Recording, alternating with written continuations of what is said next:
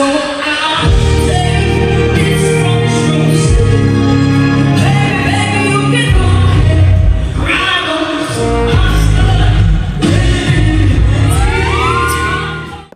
Ngayon, syempre ito, ang layo kasi ng course mo eh, di ba? Can you tell everybody again, anong course ni Kath? Yun po, physical therapy po. O physical Yan. therapy pa, di ba? Kaya mga gusto ano ba yan, mga hilot, yung mga occupational. Magpa-therapy po ng mga, may mga scolio, ayan. Anong reaksyon ng school mo, lalo na meron silang KWC champion? Ano po, tuwang-tuwa po sila kasi may gantong estudyante sa school nila, then may mga events po sila na pinapakanta po nila ako. So, lagi ka Yan. nilang pinapakanta? Yes po, and Sa sobrang dami hospital? pong sa hospital po. Hindi na. Wala pa po. Sa clinic po. Sa clinic. May mga po doon, may mga adults, seniors na natutuwa po sa akin kapag kumakanta po ako.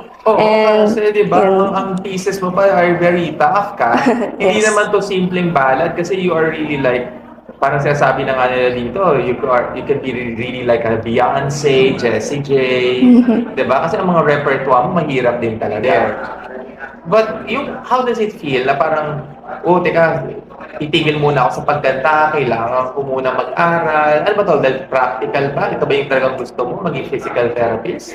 Ano po, kaya ko naman pong pagsabayin, tawag dito, kapag po kasi may mga gigs, so syempre po, kailangan ko pong mag-stick po sa isa. So, parang nililive ko po muna yung pag-aaral ko since kaya ko naman pong humabol. So, magpapaalam po ako sa mga prof ko po na, sir, ganito po ganyan na pwede po ba akong umabsent po or mag-excuse po muna this upcoming gig. So, very understanding Yes, naman. very understanding naman po Pero yung sila. pagpili mo ba ng PT, is it your choice or somebody asked you to Yes choose po, that? it's my choice po talaga. And gusto ko po yung course na yun. Bakit yan ang napili mo?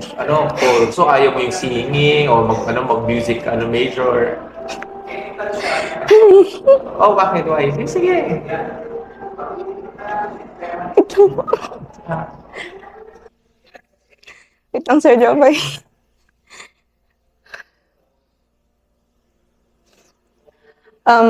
Kasi po, pinili ko po yung course na yun since yung mom ko po, nagsasuffer po siya sa frozen shoulder. And may goiter din po siya. Then may mga gouts po sa kamay, sa paa. And pinili ko po yun para ma-help ko po siyang i-therapy po. And para po pagtanda niya,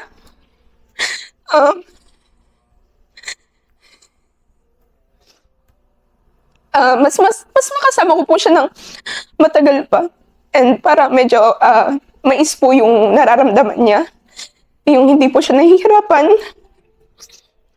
gumalaw, nagrereklamo na ang sakit na yung ganto, ganyan. Sorry, Sir Jopay. Kasi Daniel, I have to to ask that question, but I have to miss that to you. Kasi I have to show the people na it's not easy to become a singer. Hindi ito madali.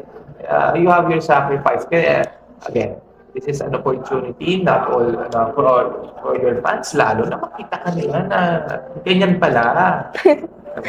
Makakala kasi nila, kanta-kantaan lang. Siyempre, Kat, that's also admirable. Kasi some people would say, kaya ako kasi ito yung pangarap ko. But you have a deeper meaning, no? Kasi, of course, your heart is outlet mo kasi yung singing mo din para ma-express mo yung emotions mo eh.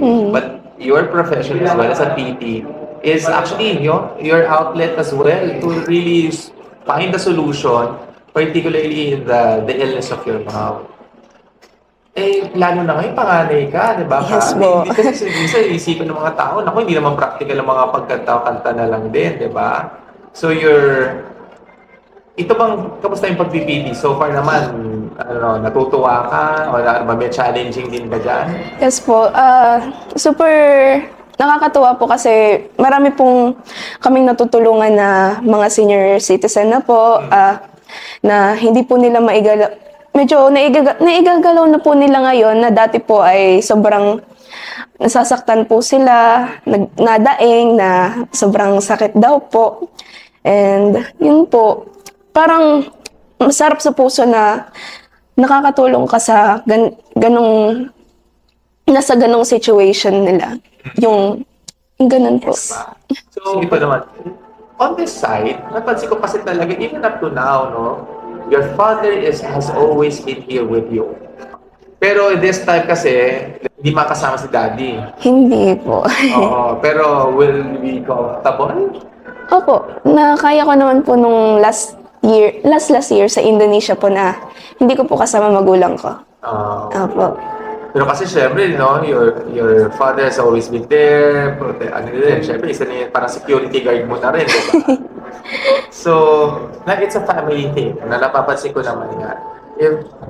What do you think? How do you appreciate your father? Lalo sa mga ganitong klaseng level ng mga competition. Sobra-sobra po talaga. Oh. Yun naman. Siyempre kasi, of course, we have, I also have to take note of your father, always been there for you.